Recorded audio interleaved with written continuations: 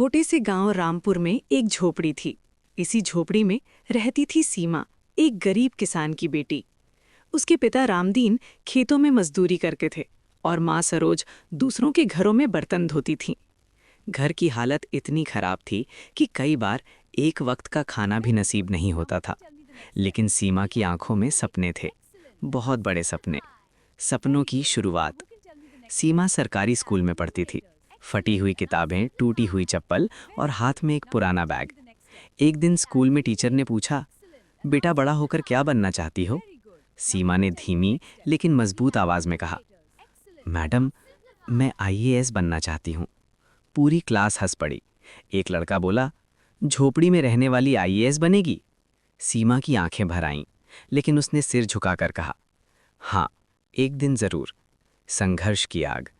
10वीं के बाद सीमा के सामने सबसे बड़ी समस्या थी पैसे। कॉलेज की फीस भरना नामुमकिन था। पिता बोले, बेटी पढ़ाई छोड़ दे, घर चलाना मुश्किल हो रहा है। सीमा ने पहली बार जोर से कहा, बाबा, अगर मैं पढ़ूंगी नहीं तो हमारी गरीबी कभी ख़त्म नहीं होगी। उस दिन माँ ने अपनी चूड़ियाँ बेच दीं, पिता ने कर्ज लिया और सीमा का एडमिशन हो गया। रात की पढ़ाई। दिन में सीमा ट्यूशन पढ़ाती, रात में लालटेन के नीचे पढ़ाई करती।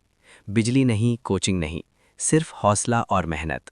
वो यूपीएससी की तैयारी के लिए पुरानी किताबें लाइब्रेरी से लाती, अखबार दूसरों से मांगकर पढ़ती। पहला असफल प्रयास।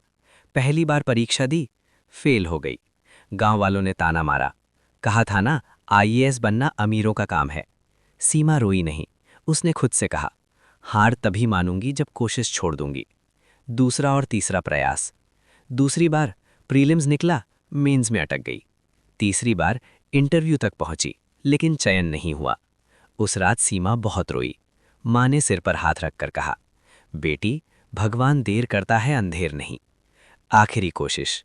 चौथी बार सीमा ने खुद से वादा किया, या तो इस बार आईएएस या फिर कुछ नहीं। उसने मोबाइल तक छोड़ दिया।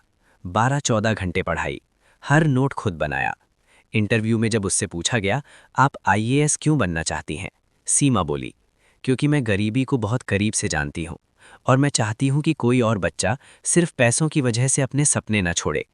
कुछ महीनों बाद रिजल्ट आया। सीमा AIR 128 आईएएस। पूरा गांव रो पड़ा। जिस झोपड़ी में कभी भूख थी, आज वहां खुशियों की बारिश थी। पिता बोले, मेरी बेटी, आज तुमने हमें अमीर बना दिया, दिल से।